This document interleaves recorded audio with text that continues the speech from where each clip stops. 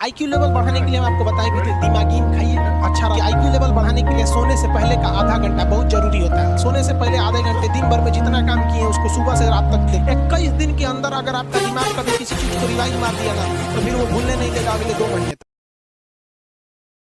Brain का सबसे महत्वपूर्ण हिस्सा जो होता है सेरिब्रम होता है। सेरिब्रम ही हमारी मेमोरी को कंट्रोल करके रखता है।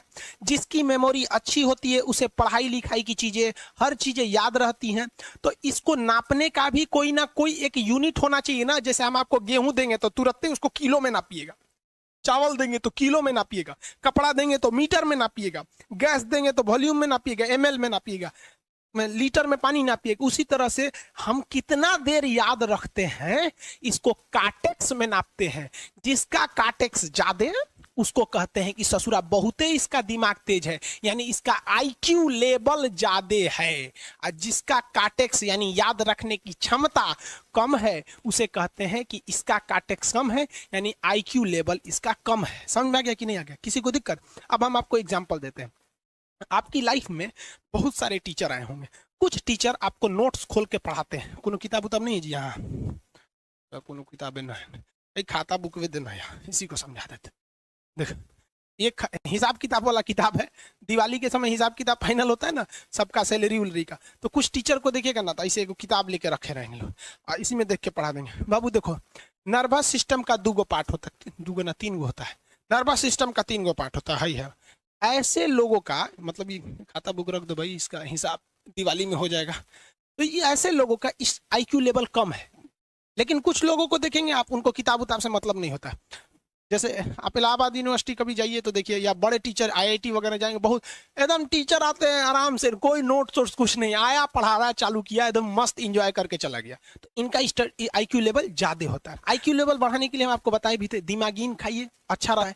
एक ही तरह की सोच मत सोचिए, अच्छा रहता है। आईक्यू लेवल कैसे बढ़ाएंगे? तो याद रखिए, आईक्यू लेवल बढ़ाने के लिए सोने से पहले का आधा घंटा बहुत जरूरी होता है। सोने से पहले आधे घंटे दिन भर में जितना काम किए उसको सुबह से रात तक देखते रहिए। एक बार रिवाइज मारिए कि सुबह उठे थे, ये किए थे, इसके बाद पढ़े थे, क्या क्या पढ़े थे, खान सर ये पढ़ाए थे।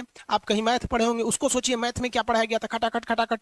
आपको सोचना ही है ना, सोचने में कितना टाइम लगता है, खटाखट। तो अगर इसको रिवाइज करते रहेंगे, गिन के 42 दिन में आपका आईक्यू लेवल तेज हो जाएगा। फिर आप कहेंगे कि सर जी हमरो बिना किताब का याद हो गया। और अगर यही खत्म हो जाएगा तो क्या कहिएगा, आपका भी आईक्यू लेवल गिर जाएगा। आप टॉपिक भूल जाते हैं, मतलब आपके दिमाग में दूसरा टॉपिक चलता है।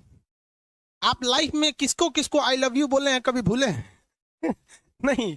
कौन कौन आपको मारा है या कुछ उल्टा सीधा बोला है, नहीं भूलते। रीजन क्या? आप कितनी बार किसी चीज को रिवाइज मारते हैं। 21 दिन के अंदर अगर आपका दिमाग कभी किसी चीज को रिवाइज मार दिया ना, तो फिर वो भूलने नहीं देगा अगले 2 महीने तक। यानी हर 21 दिन पे उसको रिवाइज मारते रहिए, मारते रहिए, मारते। और अगर हर 7 दिन पे मारेंगे ना, तो वो एकदम फिक्स हो जाएगा, एकदम फिक्स हो जाएगा।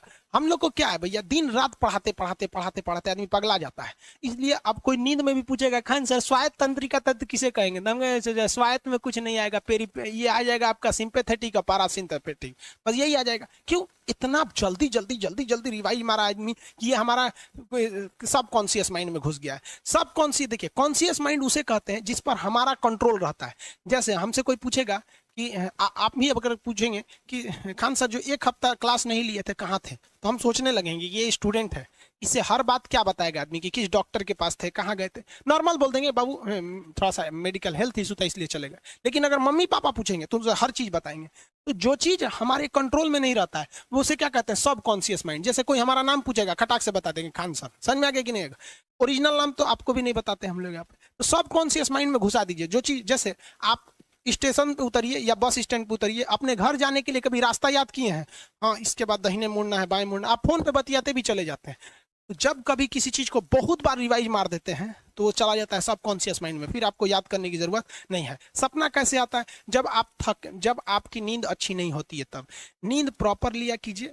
नींद में कोई कमी नहीं आनी चाहिए। आप जिस दिन बहुत ज्यादा थके रहेंगे उस दिन कोई सपना नहीं आता है। हम लोग का जब ऑफलाइन क्लास रहता था, सुबह 7 बजे से रात 9 बजे तक पढ़ाता था आदमी, जो ने करवट सोता था उधरे उठ जाता था, सपना का नाम ही नहीं आता था। समझ में आ गया कि नहीं?